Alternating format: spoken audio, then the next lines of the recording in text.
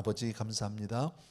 이 시간에도 주의 음성에 우리들이 귀를 기울이고 마음을 엽니다. 부족한 종을 통해서 말씀하시고 이 말씀이 우리 사랑하는 성도님들의 삶에 힘이 되게 하시고 복이 되게 하여 주옵소서. 예수님 이름으로 기도합니다. 아멘. 자꾸 같은 얘기를 해서 죄송한데요. 몇 번 안 남았기 때문에 자꾸 뭐 이렇게 무슨 설교를 할까도 고민도 좀 했고요. 또 출애굽기를 하다가 중간에 끝을 못 맺어 조금 아쉬움도 있는데 어차피 출애굽기는 뭐 남은 제 횟수로는 불가능해요. 그리고 또 다음 주는 또 감사주일이라 또 감사에 대한 말씀을 나눠야 되니까 그러다가 오늘은 출애굽기를 하는데 거기서 정말 기본적인 말씀이지만 우리 성도님들이 요거는 꼭 좀 기억하고 있으면 좋겠다라는 생각이 들어서 여러분이 너무너무 잘 아는 금송아지 이야기 있죠. 그리고 모세가 그것을 위해서 백성을 위해서 중보기도 하고 하나님의 용서를 받는 그런 내용을 같이 좀 나누려고 합니다. 그래서 오늘 우리가 함께 볼 본문은요, 출애굽기 32장 7절에서부터 14절인데 출애굽기 32장 7절에서 14절 같이 저하고 한 절씩 교독합니다. 제가 먼저 시작할게요. 여호와께서 모세에게 이르시되 너는 내려가라. 내가 애굽 땅에서 인도하여 낸 내 백성이 부패하였도다. 그들이 내가 그들에게 명령한 길을 속히 떠나 자기를 위하여 송아지를 부어 만들고 그것을 예배하며 그것에게 제물을 드리며 말하기를 이스라엘아 이는 너희를 애굽 땅에서 인도하여 낸 너희 신이라 하였도다. 여호와께서 또 모세에게 이르시되 내가 이 백성을 보니 목이 뻣뻣한 백성이로다. 그런즉 내가 하는 대로 두라. 내가 그들에게 진노하여 그들을 진멸하고 너를 큰 나라가 되게 하리라. 모세가 그의 하나님 여호와께 구하여 이르되 여호와여 어찌하여 그 큰 권능과 강한 손으로 애굽 땅에서 인도하여 내신 주의 백성에게 진노하시나이까? 어찌하여 애굽 사람들이 이르기를 여호와가 자기 백성을 산에서 죽이고 지면에서 진멸하려는 악한 의도로 인도해 내었다고 말하게 하시려 하나이까? 주의 맹렬한 노를 그치시고 뜻을 돌이키사 주의 백성에게 이 화를 내리지 마옵소서. 주의 종 아브라함과 이삭과 이스라엘을 기억하소서. 주께서 그들을 위하여 주를 가리켜 맹세하여 이르기를 내가 너희 자손을 하늘의 별처럼 많게 하고 내가 허락한 이 온 땅을 너희의 자손에게 주어 영원한 기업이 되게 하리라 하셨나이다. 여호와께서 뜻을 돌이키사 말씀하신 화를 그 백성에게 내리지 아니하시니라. 아멘. 오늘 본문 말씀은 여러분들이 너무 잘 아는 말씀이고 우리 모두가 잘 아는 말씀입니다. 그런데 오늘 우리가 읽지는 않았지만 1절에서부터 6절까지는 이스라엘 민족이 이제 금송아지를 만들고 정말 하나님 앞에 죄를 범하는 그런 이야기예요. 근데 1절 말씀을 잠깐 그 한 부분만 1절의 그 초반절만 잠깐 볼게요. 같이 한번 읽읍시다. 시작. 백성이 모세가 산에서 내려옴이 더딤을 보고. 문제의 발단은 어디 있는 겁니까? 모세가 어느 날 이스라엘 민족을 인도하다가 뭐라고 얘기했죠? 나 잠깐 좀 다녀올게. 하나님이 나 좀 올라오래 산으로 가서 기도하고 하나님의 내가 말씀 받아가지고 내려오겠습니다. 그리고 이제 간 거죠. 뭐 요즘같이 전화가 있는 시대가 아니니까 이제 올라가면 그만인데 하루가 지나도 일주일이 지나도 열흘이 지나도 보름이 지나도 간감 소식인 거예요. 불안해졌어요. 어디 갔나? 우리를 버렸나? 혹은 죽었나? 뭐 별 생각이 다 들죠. 뭐 들짐승한테 맥혔나? 뭐 여러 가지 생각이 들 수 있습니다. 그래서 이 사람들이 드디어 금송아지를 만들게 된 시작은 발단은 거기 있는 거죠. 모세가 안 온 거죠. 근데 우리 여기까지 올 때 우리 출애굽기 여정을 보면 이스라엘 민족이 어떤 은혜를 받았는지 한번 우리가 생각해 볼 수 있어요. 애굽에서 10번의 재앙, 정말 기가 막힌 재앙들을 피해오지 않았습니까? 하나님의 은혜로. 그리고 홍해 바다가 갈라지는 그 체험도 했고요. 또 같은 홍해 바다에 애굽 군사들은 다 물에 휩쓸려서 다 죽는 것도 보게 됐고요. 마라의 쓴물도 경험을 했고요. 낮에는 구름 기둥으로, 밤에는 불 기둥으로 자기들을 인도해 주는 하나님의 놀라운 은혜도 체험을 했고, 또 반석에서 물이 나오기도 했고, 뭐 일일이 다 설명하면 너무너무 많죠. 무슨 얘기예요? 지금까지 지내온 게 주의 크신 은혜라. 그죠? 여러분 제가 하나 물어볼게요. 여러분 각자에게 정말 이제껏까지 나라는 한 사람, 내 인생을 하나님이 지금까지 여기 있게 하신 것이 하나님의 은혜다, 그렇게 믿는 분만 크게 아멘. 그죠? 다 그렇죠. 그런데 얘들이 왜 이러죠? 그런 은혜를 받았는데 모세가 며칠 없었다고, 안 보인다고 금방 금송아지 만들고 하나님 앞에 우상을 만드는 이 모습들, 정말 어떻게 이럴까 그러는데 그런 게 인생이다. 인생은 다 그렇다. 우리도 똑같아요. 다르지 않아요, 여러분. 그래서 우리 인생의 특징 가운데 하나가 뭐냐면 은혜를 너무 쉽게 잊어버린다. 우리 다 은혜로 왔잖아요. 근데 조금만 곤고해지면, 조금만 서운해지면, 조금만 하나님이 좀 이렇게 내가 기도해도 별 응답이 없는 것 같고 뭐 이러면 금방 원망하고 불평하고, 이런 게 바로 우리 사람이다. 또 한 가지 2절과 3절을 좀 보십시오. 같이 읽습니다. 시작. 아론이 그들에게 이르되 너희 아내와 자녀의 귀에서 금고리를 빼어 내게로 가져오라. 모든 백성이 그 귀에서 금고리를 빼어 아론에게로 가져가매. 예. 뭐 그렇게 크게 뭐 챌린지가 되는 건 아닌데, 목회를 한 35년 했는데요. 예. 한 번도 저렇게 요구해 본 적이 없다. 성도님들한테 오늘 다 빼라. 반지도 빼고 시계도 빼고 뭐 그런 충동을 느끼진 않는데, 근데 어떻게 다 이렇게 뺐지? 그 사람들이 그 금가락지 빼고 뭐 귀걸이 빼고 목걸이 빼고 이걸로 금송아지 만들 정도면 얼마나 많이 뺀 겁니까? 그죠? 네. 우상 만드는 일에는 이렇게 쉽게 바쳐요. 네. 근데 하나님의 일을 위해서 바치는 데는 참 인색하다, 사람이. 네. 어제 저녁에 어떤 그 이제 선교 후원 모임이 있다고 그래서 초대를 받아서 갔었어요.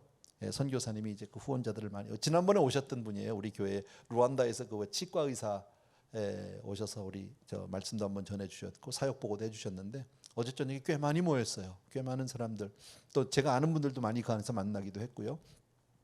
한 250명, 300명 정도 어저께 후원의 밤으로 모였습니다.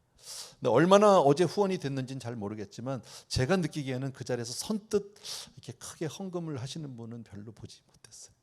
다들 좋고 박수치고 좋다고 감사하다고 그러는데 지갑은 잘 못 열더라고요. 그게 우리의 현실인데, 예, 이렇게 썩어지고 헛된 일에는 사람들이 돈을 잘 써요. 예, 그런 안타까움이 있어요. 예, 그런 모습도 봤다. 여러분에게 여러분이 아마 읽으신 분도 계실 거고 알만한 책인데 하나 소개해드리고 싶은 것은, 사진을 보여주십시오. The Counterfeit Gods라는 책인데 한국말로 번역이 되어 있습니다. 내가 만든 신, 우상에 대한 얘기죠. 팀 켈러 목사님인데 그 옆에 사진은 얼마 전에 돌아가셨어요. 참 귀한 분입니다. 정말 미국 그 보수주의 이 복음주의의 대표 되시는 분이고 많은 책을 쓰신 귀한 목사님인데, 그분이 쓰신 책을 이제 읽으면 조금 제가 소개해드리고 싶은 게 있다면 이런 겁니다. 우상 숭배하게 되면 많은 현대인들은 나하고 상관없는 일이라고 생각하기가 쉬운데 실상은 그렇지 않다. 예. 현대인들은 그 모양만 다를 뿐 얼마나 많은 우상들이 있는지 모르는데, 그 책에서 이런 우상들이 있다, 현대인의 우상이 이런 것이 있다라고 쫙 정리를 해놨어요. 제가 좀 읽어드리면 이렇습니다. 평생 소원, 사랑, 돈, 성취, 권력, 의지, 문화와 종교. 이거는 그 책의 이제 그 챕터들의 제목이었었어요. 이런 것들이 다 우상인데, 그 뒤에 보면 가족이나 자녀도 우상이 될 수 있고, 우리 다 아는 거죠. 직업이나 돈 버는 것, 성취, 다른 이들의 칭찬 혹은 다른 이들이 나를 어떻게 볼까에 대한 생각도 우상이 될 수 있고요. 수치심도, 사회적 지위 등도 우상이 될 수 있다. 또한 로맨틱한 이성과의 관계, 동료들의 나에 대한 인정, 안정적이고 편안한 환경, 아름다움, 내 명석함, 위대한 정치적 혹은 사회적 대의도 우리가 얼마나 도덕적인 사람인지도, 심지어 종교적 사역에서의 성공을 위한 바램도 우상이 될 수 있다. 예, 뭐 읽으면 다 이해가 되니까요. 예, 얼마나 많은 우리들이 보이지 않는 우상 속에 정말 휩싸여서 살고 있는지 몰라요. 그런데 그 책에 목사님이 이렇게 뭐 특별한 내용은 아닌데 이분이 쓰셨으니까 멋있는 것 같아요.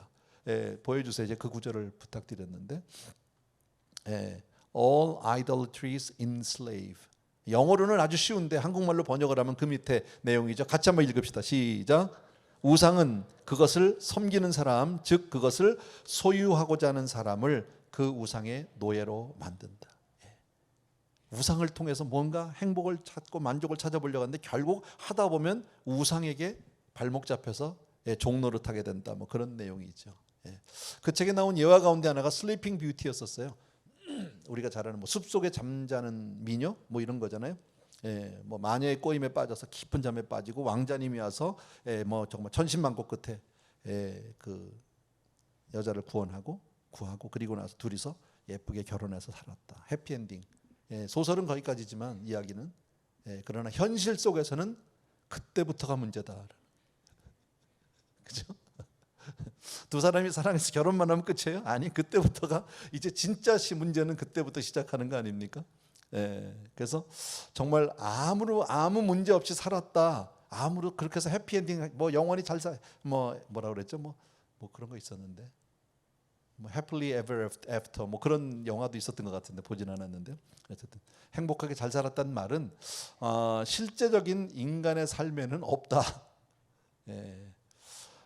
그리고 그 목사님이 그 책에서 당신이 이제 목양을 하시면서 겪었던 두 자매의 이야기를 써놨어요. 물론 저는 가명이라고 생각합니다. 이 얘기가 한 분은 애나라고 하는 분으로 얘기를 하고 있고 또 하나는 셀리라고 하는 분으로 얘기를 하는데 흔히 있을 수 있는 이야기예요.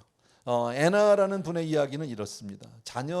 애나는 자녀를 갖는 게 정말 소원이었었어요. 아마 아기가 잘 안 생겼던 것 같아요. 그러다가 결국 소원대로 아이를 둘을 낳게 됩니다. 얼마나 좋았을까요? 얼마나 감사했을까요? 그죠?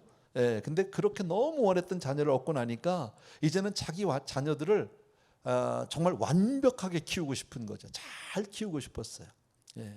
그래서 그때부터 애나는 자기 자녀들의 삶을 완전하게 컨트롤하기 시작을 합니다.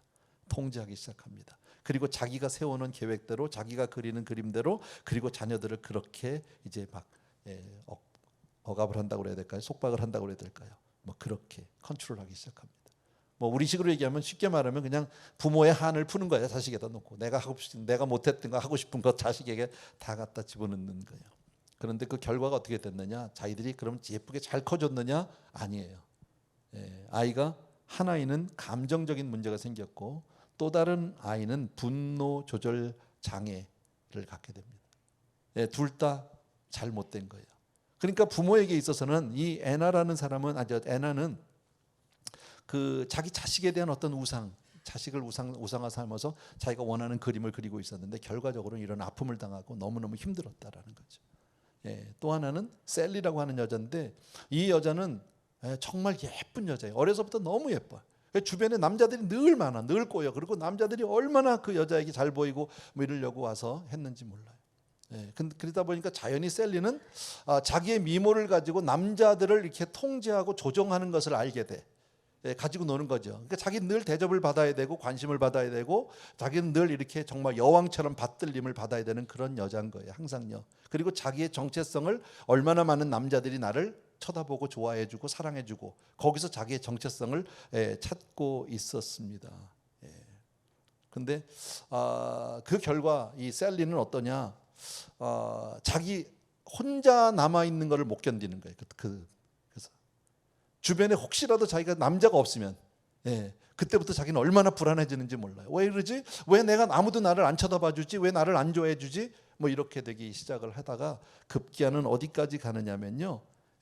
때로는 자기를 사귀는 남자가 자기를 때리기도 하고 폭력적으로 자기를 억압해도 거기서 벗어나지를 못해요. 남자 없이는 살 수 없는 여자가 된 거죠. 이런 안타까운 이야기를 합니다. 그러니까 로맨틱한 어떤 이성관계가 한 사람의 어떤 인생에서의 우상이 되어질 때 어떤 결과가 나오는지. 그래서 팀 켈러 목사님은 이렇게 책에서 얘기합니다. 이 모든 우상과 그 숭배에 대한 치유는 하나님의 온전한 사랑, 절대적인 사랑, 즉 예수 그리스도의 복음에서만 찾을 수 있다. 그러니까 애나처럼 자녀에 대한 아주 그 집착은 결국 그 아브라함에게 내 아들 이삭을 모리아산에서 바치라고 했던 그 내용, 하나님이 하나밖에 없는 독생자를 우리를 위해서 아낌없이 내어준 그 하나님의 그 사랑을 깨닫기 전에는 이 문제를 그것을 누리기 전에는 깨닫지 못한다. 또 셀리 같은 경우는 성경에 비슷한 여자가 하나 있는데 누구냐면은 야곱의 아내 중에 라헬이라고 하는 여자 있죠. 근데 그 레아가 먼저 이제 야곱의 아내가 되고 그 라헬은 나중에 되잖아요. 근데 언니가 먼저 애를 낳고 종들이 먼저 애를 낳으니까 라헬은 남편이 자기를 사랑해 주는 건 너무 좋은데 자식을 낳지 못하는 데는 컴플렉스가 있어요. 그래가지고 막 남편에게 바가지를 긁는 얘기가 창세기에 보면 나오거든요. 자기도 애기 낳게 해달라고. 바로 그런 아이를 낳음으로 인해서 그 인정을 받아서 자기의 정체성을 확인하려고 하는 여자는 바로 정말 예수 그리스도의 사랑하심을 먼저 깊이 깨닫기 전에는, 그것을 누리기 전에는 남자들과의 관계 속에서 결코 자유할 수 없다. 한마디로 얘기하면 뭡니까? 왜 사람은 이렇게 우상을 찾고 우상을 만들까요? 팀 켈러 목사님이 이렇게 얘기합니다. 하나님의 임재를 잊어버리고 하나님의 축복, 임마누엘의 축복을 잃어버리면 어떻게 됩니까? 그 빈 공간, 그 허무함, 허전함을 뭔가로 채우기 위해서 사람들은 우상을 만든다라는 거죠. 거기에 비해서 우리는 어떻습니까? 히브리서 11장 1절에서 믿음은 바라는 것들의 실상이요 보지 못하는 것들의 증거라. 자, 둘 다 바라는 것들의 실상도 볼 수도 만질 수도 잡을 수도 없어요. 보지 못하는 것들의 증거 더더기나 아니 보여요. 그러나 우리에게는 믿음이 있어요. 우리 가운데 아무도 하나님을 본 사람이 없어요. 우리 가운데 아무도 천국을 가본 사람이 없지만 우리는 천국이 있음도 하나님이 나의 아버지가 되심도 주님이 나를 사랑하심도 우리는 믿습니다. 아멘. 바로 믿음이라는 거죠. 그러니까 믿음 하나 없으면 사람은 이렇게 우상에 빠질 수밖에 없다라는 거예요. 여러분, 오늘날 지구상에 우상을 숭배하는 사람들이 얼마나 많은지 모른답니다. 2022년에 한국의 문체부 문화체육부인가요? 거기에 통계에 의하면 참 재밌더라고요. 보니까 개신교 목사 숫자, 카톨릭의 신부 사제의 숫자, 불교의 승려 스님들 승려들의 숫자를 다 더해도 무속인의 숫자에 택도 없어요. 이게 지금 한국에 아마 지금 더 많아서지는 몰라요. 또 하나 재밌는 게 1982년도의 통계래요. 그러니까 지금으로부터 약 40년 전 이야기인데 그때 당시에 대한민국의 무속인 숫자가 2만 명이었었어요. 2만 명. 40년이 지났어요. 2022년에 무속인이 몇 명인지 아세요? 통계 자료만 40만 명이에요. 2만 명에서 40만 명으로 불었어요. 사진 하나 보여주세요. 사진을 두 개를 붙여놓은 건데요. 하나는 홍대 앞에고요. 하나는 미아리고. 대학교 앞에 얼마나 많은지 몰라요.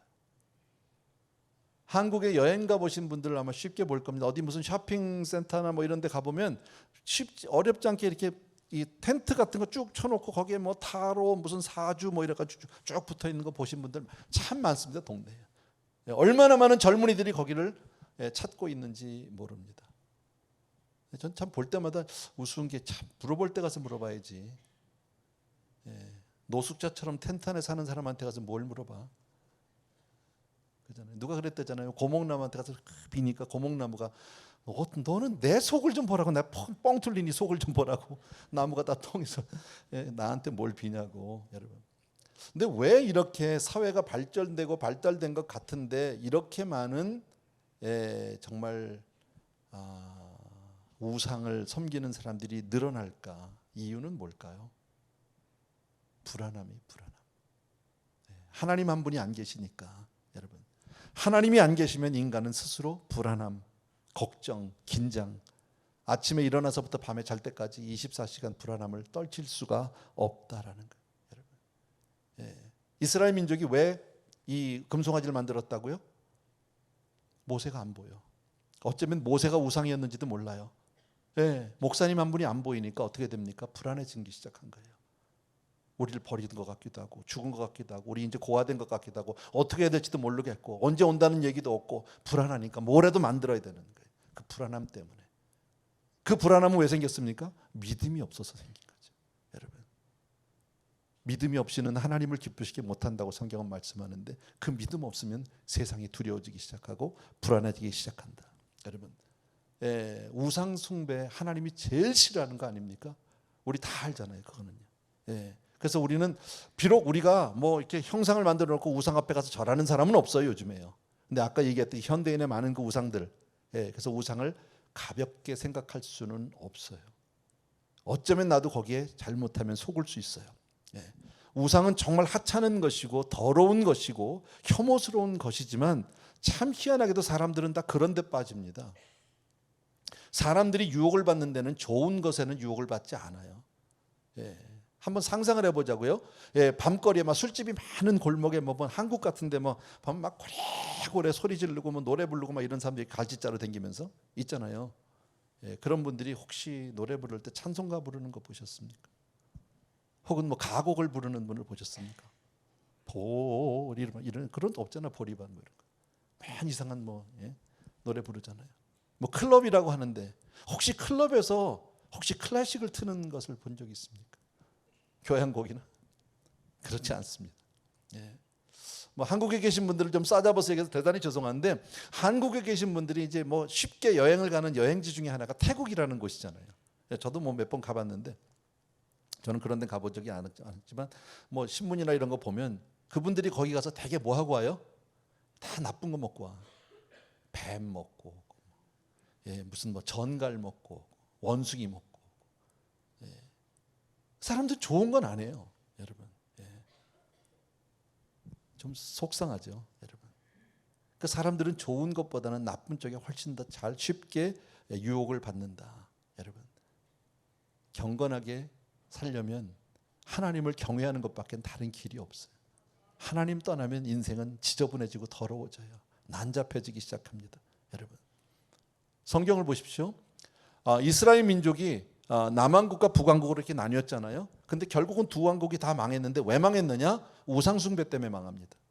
북왕국은 우리가 잘 아는 아합 왕과 이세벨이라고 하는 그 많은 우상을 들여온 여자 때문에 결국 북왕국이 망하게 됐고요. 남왕국은 그 이세벨의 딸이 며느리로 시집가 가지고 거기서 우상 때문에 망하게 되고, 그러니까 남북 왕국이 다 보면 우상 때문에 망했다고 성경은 그렇게 말씀합니다. 그래서 우리는 우상에 대해서 단호해야 된다라는 게, 마음을 딱 정하셔야 된다. 그러니까 어떤 것인지 우상이 될 만한 것은 버려야 하고 절대로 만들거나 거기에 절하거나 섬겨서는 안 된다.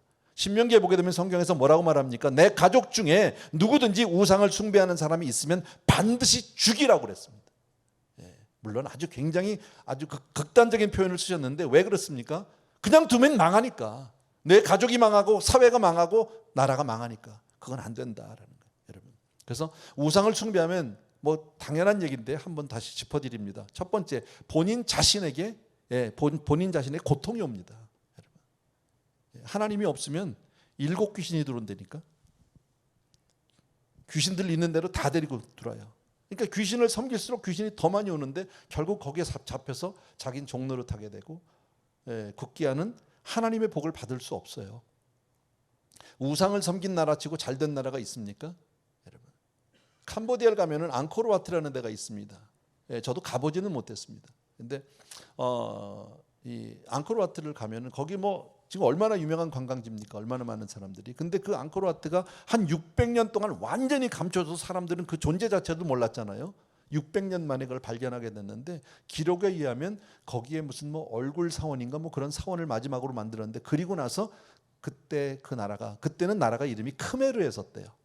근데 그 당시에 크메르는 강대국이에요. 태국도 지배했고 월남도 지배했고 심지어는 중국의 왕이 와도 안 만나줄 정도로, 그럴 정도로 힘 있는 나라였었는데요. 우상 섬기다가 그냥 끝났어요. 지금 캄보디아는 정말 전 세계에서 밑에서 시기가 더 빠른 나라 중에 하나 아니에요? 그런 나라들. 또 우리가 뭐 가끔 중남미 쪽에 가면 마야 문명, 잉카 문명, 그 당시에는 다 유명했던 최고의 문명들이지만 다 지금은 쓰러져서 없어졌잖아요. 뭐 그런 거. 이집트의 피라미드, 뭐 가끔 뭐 관광지로는 갔지만 거기도 마찬가지고. 우상 선교사는 하나님의 복을 받을 수 없다라는 거예요. 여러분, 제가 그냥 말씀드리고 싶은 아주 심플한 이야기인데요. 정말 예수 그리스도 한 분을 잘 믿는 것이 우리 영혼이 잘 되고 정말 우리가 구원을 받고 승리하는 길인 줄로 믿습니다. 다른 거 없다라는 거예요. 예수 잘 믿는 게 그게 복이다라는 거예요. 그래서 우리가 이렇게 교회 나와서 예배드리고, 우리가 그룹을 가지고 또 구역 예배를 드리고 함께 하나님 앞에 형제들이 서로 하나 돼서 자꾸 신앙의 길로 가는 이유는 바로 그렇게 살아야 그게 복이니까. 신앙은 어떤 경우에도 앞으로 나가야지 뒤로 가면 안 됩니다. 어제보다는 오늘이 더 열심히 해야 되고, 더 나은 신앙이어야 되고, 더 깊은 신앙이어야 되고, 기도를 해도 한마디라도 더 할 수 있는 저와 여러분 되기를 주의 이름으로 축원합니다. 어쨌든 이스라엘 민족이 이렇게 우상을 만들고 하나님 앞에 패역하게 죄악을 범했을 때 하나님이 모세를 찾아오십니다. 그리고 하나님이 모세에게 와서 이야기하죠. 이르는 거죠. 야, 얘들이 지금 보니까 밑에 너 없는 사이에 지금 난리가 났다. 지금 뭐 금송아지 만들고 지금 다 패역하고 이것들 다 어떡하랴, 막 내가 다 없애랴, 막.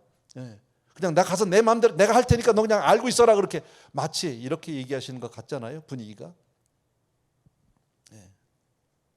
저는 여기서 두 가지를 생각해 봤어요. 첫 번째는 하나님이 굳이 모세는 당신의 종인데 별거 아닌데 모세에게 와서 그 이야기를 뭐 보고해야 될 필요가 있어요?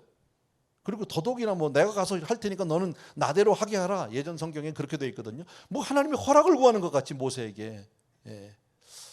그럴 필요가 없잖아요. 그냥 없애도 되잖아요. 우상 숭배했으니까 그냥 다 죽여도 되는 거 아닙니까? 하나님이 하시는데 누가 뭐라고 얘기하겠습니까? 그런데 모세에게 그렇게 얘기를 할 때 그 의미를 금방 알아차리는 모세가 역시 지도자다 이런 생각을 해요. 마치 그런 거죠. 놔둬 말리지 마. 나 갈 테니까 말리지 마. 이거 말리라는 얘기 아니야? 그죠? 나 말리지 말라니까 자꾸 이러면 안 말려줘야지. 가만히 갔다 오라 그러면 그 사람 정말 이상해지죠. 마치 그런 것 같은 하나님의 얼굴을 세워드리는. 저는 여기서 이런 생각을 했어요. 내가 모세라면 사실 그동안에 한번 돌아보십시오. 출애굽의 짧은 여정이면 여정인데 그 보면서 이스라엘 민족이 사실 얼마나 많은 은혜를 받았음에도 불구하고 조금만 어려워지면 하나님을 원망하고 모세를 원망하고 수없이 그랬어요. 그럴 때마다 모세는 하나님 앞에 엎드렸고요. 근데 지금 내가 지금 여기 왜 올라온 겁니까? 사실 모세 입장에서 난 이렇게 생각이 들었어요. 아니 따져봐요. 내가 지금 이스라엘 민족을 이끌고 내가 민족의 지도자로 지금 오고 있지만 사실 나 이거 오고 싶지 않았다는 거예요. 가시떨기나무 불꽃 가운데서 하나님이 모세를 찾았을 때 모세가 뭐라고 얘기합니까? 하나님 나 아니에요. 나 진짜 못해. 나 입술도 둔하고 나 나이가 지금 몇인데 아닙니다. 막 이랬잖아요. 하나님이 억지로 가라고 등 떠밀려서 간 거 아닙니까? 그래서 왔다고. 그런데도 잘 따라와 주면 좋겠는데 그냥 때만 되면 일만 되면 퉁퉁거리고 툴툴거리고 막 하나님을 원망하고 그럴 때마다 또 엎드리고 또 엎드리고 또 따둑거리고 이러는데 지금 누구 때문에 올라와서 지금 금식하면서 있는데 그잖아요. 자기들 때문에 올라온 거 아닙니까? 그래서 나도 이 힘든 산꼭대기에 올라와서 밥도 못 먹고 지금 물도 못 먹고 내가 그러고 죽기 살기로 기도하고 있는데 근데 밑에서 그 짓들을 해? 진짜 정말 꼴드보기 싫다 이런 마음 안 들까요? 그럴 수 있을 것 같아요. 그런데 모세는 역시 하나님의 마음을 잘 읽어냈던 것 같아요. 그리고 나서 바로 엎드려서 기도하잖아요. 하나님 앞에 하나님 정말 그러면 안 됩니다. 하나님 약속하셨잖아요. 아브라함에도 약속하셨고 이삭이 야곱 우리 조상들에게 약속했는데 그리고 가나안 보내주신다고 우리 다 꺼내놨는데 지금 애굽도 알고 세상이 다 아는데 우리가 여기서 지금 하나님이 이들을 멸하면 세상이 뭐라고 그러겠습니까? 지금 하나님 결국 데리고 나갔다가 자기가 감당도 못하니까 광에서 다 죽였다고 그러지 않겠습니까? 그건 안 됩니다. 하나님. 오늘 우리가 읽지는 않았지만 결국엔 어디까지 갑니까? 하나님 생명책에서 내 이름을 빼더라도 지우더라도 이 민족은 안 됩니다라고 매달리는 그런 중보의 모습이 있어요. 저는 여기서 이런 생각을 해봤어요. 한번 따라합시다. 다른 사람의 어려움이 내게 들리는 것은 중보기도 하라는 사인이다. 우리는 다른 사람의 어려움이 내게 들리면 뭐 합니까? 이 복음을 전합니다.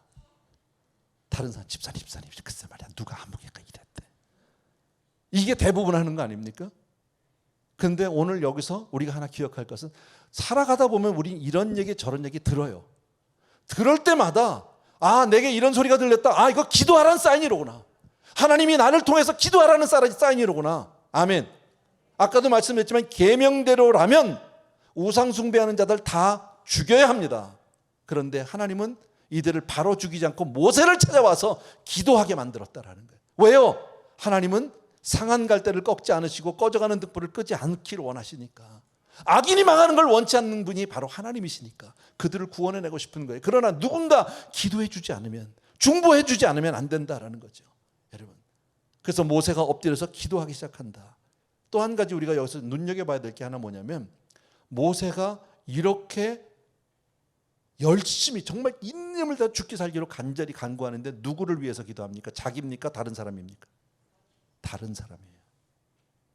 민족을 위해서 백성을 위해서 기도하고 있는 거예요. 중보기도라는 건 그런 거잖아요. 근데 대부분 우리는 어떻게 기도합니까? 내 기도는 열심히 하지만 남의 기도는요 초삼천 벌초하듯이 하고 지나가는 거 아닙니까? 그게 다르다는 거예요, 여러분. 근데 하나님의 사람들을 보면 중보의 사람들은 남을 위해서 정말 열심히 기도하더라. 여러분 우리 선교사님들 위해서 늘 기도를 부탁을 드리는데 솔직히 여러분 가슴에 손을 얹고 한번 생각해 보십시오. 여러분들 선교사님들을 위해서 얼만큼 간절히 기도하셨습니까? 물어보자는 게 아니라 여러분 스스로가 아니까요. 그죠?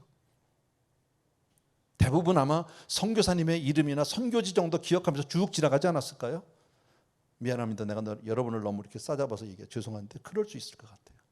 선교사님들 기도 제목이 우리 매주 나오잖아요. 배너로 예배 때마다 선교사님들 돌아가면서 그 기도 제목들을 기억하고 계신 분이 얼마나 계십니까? 지금 어느 선교사님에게 어떤 필요가 있고 어떤 기도 제목이 있는지를 기억하는 분들이 얼마나 계실까요? 여러분, 우린 그만큼 남의 일에 관심이 없는 거예요. 그런데 하나님의 사람의 특징은 다른 사람을 위해서 정말 간절히 기도하더라. 아브라함 보십시오. 하나님이 두 천사와 더불어서 어느 날 찾아오셨습니다. 그리고 이제 소돔성으로 가서 멸하겠다고 말씀하실 때 아브라함의 마음에 확 롯이 생각이 났어요. 큰일 났다 지금. 그래서 하나님 앞에 기도하잖아요. 하나님, 그 성에 50명의 의인이 있으면요, 하나님 어떻게 의인과 악인을 동시에 멸하실 수 있습니까? 공의 하나님이. 그러니까 하나님은 50명 있으면 내가 봐주지. 그럼 내가 안 하지. 용서하지. 그리고 이제 가시려고 했더니 아니 하나님 잠깐만 40명이면요, 30명이면요, 20명이면요, 10명으로 중보기도 아닙니까? 결국 그 중보기도 때문에 롯과 그의 가족이 구원을 받게 되는 거 아니에요? 여러분, 한 작은 아녀자인데 한 작은 자매 아닙니까? 이스라엘 민족의 지금 정말 멸절 위기 가운데 있을 때 사흘을 금식하면서 죽으면 죽으리라 우리가 잘 아는 에스더 아니에요? 한 여인의 기도가 민족을 살립니다. 여러분, 엘리야, 정말 나라와 민족에서 간절히 하나님에 매달렸던 엘리야를 우리 기억할 수 있고요. 예수님 말할 것도 없고 바울 말할 것도 없고 뭐 이렇게 하나님의 사람들의 특징은 다른 사람을 위해서 간절히 기도하더라라는 거예요. 여러분, 정말 여러분은 기도의 능력을 믿습니까? 기도의 능력을 믿으십니까? 보세요. 모세 한 사람의 기도가 이스라엘 민족 수백만을 살린 거예요. 에스더 한 사람의 기도가 이스라엘 민족을 지켜낼 수 있었어요. 이게 중보기도의 힘이다라는 겁니다. 또 한 가지 우리가 생각할 수 있는 게 있어요. 하나님이 지금 모세를 찾아왔어요. 그죠? 이런 일이 있을 때 어떤 이웃이나 다른 사람에게 어떤 아픔이나 어려움이 있을 때 하나님 누구를 찾아가실까? 아까도 말씀했지만 모세는 이스라엘 민족을 인도해내면서 일마다 때마다 일만 생기면 하나님께 기도했어요. 일만 생기면 하나님께 엎드렸어요. 우리가 출애굽기를 통해서 다 봤잖아요. 그러니까 누구에게 하나님이 찾아가세요? 평소에 기도하는 사람이에요. 평소에 하나님과 대화하는 사람이에요. 한 번도 기도 안 하는 사람인데 누가 하나님을 왜 찾아가겠습니까? 그렇잖아요. 우리가 늘 평소에 기도에 힘써야 되는 이유가 바로 거기 있어요. 비상시에 정말 위급 상황 때 하나님은 어떤 사람을 사용하기를 원하느냐? 기도의 사람을 사용해 주시는 줄로 믿습니다. 어느 책에선가 오래전에 읽었던 이야기인데 참 저는 마음에 그것이 와닿았어요. 사람은 세 가지 종류가 있대요. 첫 번째는 자기 삶도 제대로 못 사는 사람, 지 삶도. 두 번째는 자기 삶만 사는 사람. 세 번째는 자기 삶을 물론 다른 사람의 삶까지 사는 사람. 자기 삶도 못 사는 사람은 뭐예요? 자기 기도도 안 해. 지 문제가 있어도 기도도 안 해. 그런 사람. 자기 삶만 사는 사람은 겨우 내 삶과 내 가족만 위해서 기도하는 사람. 다른 사람의 삶까지는요, 이거는 다른 이웃을 위해서, 다른 민족을 위해서, 선교사님들을 위해서, 여러분 세계를 위해서 기도하는 사람. 하늘나라 하나님 앞에 가면 상급이 같을 수 없겠죠. 분명히 다르겠죠. 여러분, 큰 일이 아니잖아요. 우리가 내 힘으로는 할 수 없겠지만 기도로는 얼마든지 할 수 있지 않느냐 말이지. 또 한 가지, 주님 오시기를 우리 간절히 소망하고 있는데 주님 오시는 길을 예비하는 길은 바로 기도다. 아멘. 그래서 우리는 기도를 통해서 많은 영향력을 끼칠 수 있고 그렇게 살 수 있다. 물론 기도가 유일한 길은 아니에요. 주님 오시는 길은. 그러나 최선의 길이에요. 유일한 길은 아니지만 최선의 길이다. 또 하나, 기도할 때요, 불이 임하죠. 그것이 오순절 마가다락방 아닙니까? 120문도가 정말 열심히 간절히 기도했더니 결국 성령이 임하시고 놀라운 역사가 일어나지 않았느냐라는 거죠. 또 기도하면 위대한 사람이 나옵니다. 기도할 때 위대한 사람이 나온다. 한나의 기도를 통해서 하나님은 위대한 선지자 사무엘을 주셨습니다. 작은 아녀자의 기도인데 그 기도가 한 사무엘이라는 어마어마한 선지자를 배출시킵니다. 모니카의 기도를 통해서 어거스틴이 나오잖아요. 성 어거스틴이. 여러분, 어거스틴이라는 사람은 정말 희대에 탕합니다. 근데 어머니는 그 아들을 포기할 수 없었어요. 32살에 회심했다고 그럽니다. 그리고 아주 그 당시에 어거스틴은 아주 탕하 중에 탕합니다. 근데 그가 어머니의 기도로, 그 유명한 말이 있잖아요. 물론 어머니가 한 얘기는 아니지만 기도로 키운 자식 망하지 않는다는 그 유명한 말을 만들어낸 사람 중에 그 근본 원인이 어머니 아니에요? 그 기도로 어거스틴은 사실은 개신교, 카톨릭 할 거 없이 가장 숭배하는 첫 번째 성자예요. 귀한 사람이죠. 기도를 통해서 나타날 수 있다. 또 링컨 대통령의 어머니나 아버지는 그렇게 배움이 없는 분들이랍니다. 공부를 많이 못했어요. 그런데 그 어머니가 그렇게 아들을 믿음으로 키우고 기도로 키웠어요. 그랬더니 이런 책이 나왔더라고요. 백악관을 기도실로 바꾼 대통령. 그런 책 보셨습니까? 있어요. 기도의 어머니. 여러분, 저는 그렇게 생각합니다. 사람 별 차이 없다. 우리가 볼 땐 뭐 큰 사람, 작은 사람, 잘생긴 사람, 못생긴 사람, 똑똑한 사람, 뭐 힘 있는 사람, 없는 사람 다 있지만 다 거기서 거기. 왜? 다 흙으로 지원받은데 뭐 그게 그거지. 인간이 잘나야 얼마나 잘났습니까? 그잖아요. 뭐 예쁘다고 뭐 해봐야 뭐 몇십 년 지나면 나이 드니까 뭐 거기서 거기던데요. 제가 언젠가 그런 얘기 했잖아요. 그 연예인 얘기라서 대단히 죄송한데요. 나이 많이 들으니까 뭐 그 원미경 씨나 강부자나 뭐 거기서 거기더라고. 별 차이 없더라고. 그분들이 들으면 좀 기분 나쁘겠지만요. 그래요. 건강. 여러분, 생로병사 앞에서 자유할 사람이 누가 있어요? 나이 들면 다 세월 가면 다 똑같죠. 배움, 지식 다 마찬가지예요. 건강해야 얼마나 건강합니까? 끝까지 건강할 수 있습니까? 언젠간 다 쓰러질 수밖에 없는 거 아닙니까? 그런데 우리가 잘 아는 찬송가에 이런 구절이 있더라고요. 늘 기도 힘쓰면 큰 권능 얻겠네. 이 세상 험하고 나 비록 약하지만 늘 기도 힘쓰면 큰 권능 얻겠네. 여러분, 지금 우리가 사는 이 시대는 정말 풍요한 시대고 발전된 시대입니다. 살기 좋은 시대입니다. 거의 100%에 가까울 정도로 사람들이 대학교 교육 이상을 받고 사는 그런 발전된 시대지만 여러분, 그 발전된 시대에서 위대한 인물이 나오지는 않습니다. 위대한 인물은 기도해야 나옵니다. 하나님이 주셔야 합니다. 여러분, 기도해야 놀라운 일이 일어날 줄로 믿습니다. 여러분, 그래서 정말 우리가 잘 아는 구하라 찾으라 두드라 너무 잘 알잖아요. 그죠? 주시겠다고 약속하셨잖아요. 시편에 아마 나올걸요. 시편 보여주십시오. 91편에 같이 한번요. 시작. 그가 내게 간구하리니 내가 그에게 응답하리라. 간구하면 응답해 주신다고 약속하셨잖아요. 얼마나 감사한 일이에요. 여러분, 저와 여러분 정말 기도하는 성도 되었으면 좋겠습니다. 오늘 말씀은 저는 뭐 복잡한 내용이라고 생각지도 않고요. 여러분들에게 새로운 사실이라고 생각하지 않아요. 근데 두 가지만 믿음으로 살아야 한다. 하나님 안 계시면 우상 섬기게 된다. 하나님이 없으면 그 자리에 분명히 다른 것 갖다 놓고 헛된 데 가서 결국 내 인생, 내 가족, 내 사회 다 망칠 수 있다. 그래서 오직 믿음으로 살아야 하고 그리고 무슨 일이 있어도 기도로 살아야 한다. 아멘. 여러분, 기도가 유일한 방법은 아니지만 최선의 방법이라고 아까 말씀을 드렸습니다. 이왕이면 여러분 기도를 통해서 지경을 넓히시길 바랍니다. 내 인생만 사는 사람이 아니라 정말 다른 사람의 인생까지도 다 살아내는 그런 기도의 사람 되길 주의 이름으로 축원합니다.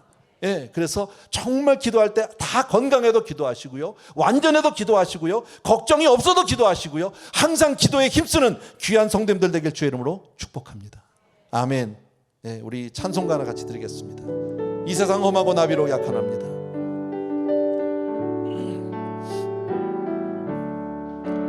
이 세상 험하고 나비로 약하나 늘 기도 힘쓰면 큰 권능 얻겠네. 3절 합시다. 내 맘이 약하여 늘 넘어지오니 주 예수 힘주사 굳세게 하소서. 주의 은혜로 대속하여서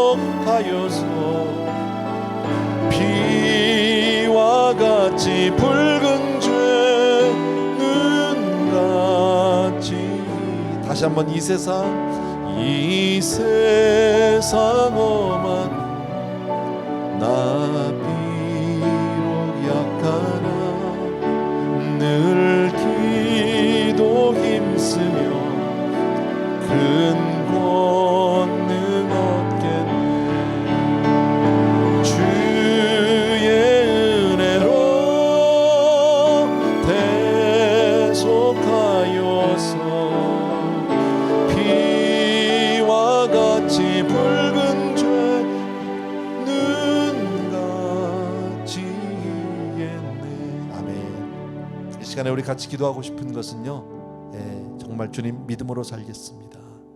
어떤 경우에도 내가 주님 한 분 믿고 삽니다 하는 그런 마음의 결단. 또 하나는요, 아무 일을 만나도 기도의 사람 되겠습니다. 하나님 앞에 제일 먼저 엎드리는 그런 삶이 되길 원합니다 하는 마음으로 이 한 가지만 가지고 우리 같이 기도하겠습니다. 기도합니다. 사랑하는 우리 아버지 하나님, 주님의 은혜를 진심으로 감사하고 사랑하는 성도님들과 함께 오늘도 주신 말씀을 통해서 인생이 얼마나 연약한지를 보았습니다. 그 수많은 은혜를 받았음에도 불구하고 잠시 내 눈에 보이지 않는다고, 내 손에 잡히지 않는다고 정말 나도 모르게 우상을 섬기게 되는 그런 연약한 인생의 모습을 봅니다. 사랑하는 내 아버지의 하나님이 아닌 것은 아버지 어떤 경우에도 아니라고 거절할 수 있는 믿음 허락하여 주시기 원하고, 주님만을 믿고 따르는 그런 믿음의 사람 될 수 있도록 주여 축복하여 주시기를 간절히 소원합니다. 나의 사랑하는 우리 아버지 하나님, 능력의 우리 아버지 하나님, 사랑하는 성도님들 한 분 한 분이 오늘도 은혜 위에 은혜를 베풀어 주셔서 정말 믿음으로 굳건히 서게 도와주시기 원하고, 아무 일을 만나도 하나님 앞에 엎드려 간구하게 하시고, 특별히 다른 사람을 위해서 더욱더 중보하는 그런 중보의 사람 될 수 있도록 주여 축복하여 주시옵소서. 사랑하는 내 아버지 하나님의 도우심으로 살아내는 우리 귀한 성도님들 다 될 수 있도록 하시고, 아버지며 악한 세상에 오직 주 의지하여 살아가는 우리 모든 성도님들 다 될 수 있도록 은혜 베풀어 주옵소서. 감사합니다. 조용히 자리에서 일어나셔서 다시 한번 이 세상 험하고 나 비록 약하나 늘 기도 힘쓰며 큰 권능 얻겠네. 주의 은혜로 대속하여서 피와 같이 붉은 죄는 같이겠네. 아멘. 사랑하는 우리 아버지 하나님, 오늘 주신 말씀을 다시 한번 마음에 새기길 원합니다. 어떤 경우에도 하나님을 떠나지 않고 하나님 한 분만을 믿는 굳센 믿음의 사람 될 수 있도록 우리 성도님들 그렇게 지켜주시고, 또 무슨 일을 만나도 하나님 앞에 엎드려 사는 기도의 사람으로 우리를 그렇게 축복하여 주시옵소서. 한 분 한 분 우리 성도님들 정말 내 인생만 사는 사람이 아니라 다른 사람의 삶까지도 살아내는 그런 큰 믿음의 지경을 넓히는 기도의 사람 되게 도와주시기 원하고, 아버지 정말 주오시는 그날까지 오직 믿음으로 승리하고 이 복을 자녀손 대대로 아버지며 그렇게 물려줄 수 있는 귀한 아버지의 주산자 될 수 있도록 축복하여 주옵소서. 오늘도 귀한 성도님들 저마다 아름다운 예물로 하나님 우리의 삶을 주님 앞에 올려드리는데, 주님 사랑하는 성도님들의 삶을 다 받으시고 두 손들어 축복하여 사용하여 주시옵소서. 이제는 우리 주 예수 그리스도의 은혜와 하나님 아버지 그 무한하신 그 사랑하심과 성령님의 오늘도 우리와 함께 하시며 우리를 붙들어 주시고 승리케 주신 놀라운 은혜가 이 시간 또 한 번 믿음과 기도로 살 것을 다시 한번 정한 귀한 성도님들과 멀리 선교지에 계신 종들 위해 이제로부터 영원토록 함께 있을지어다. 아멘.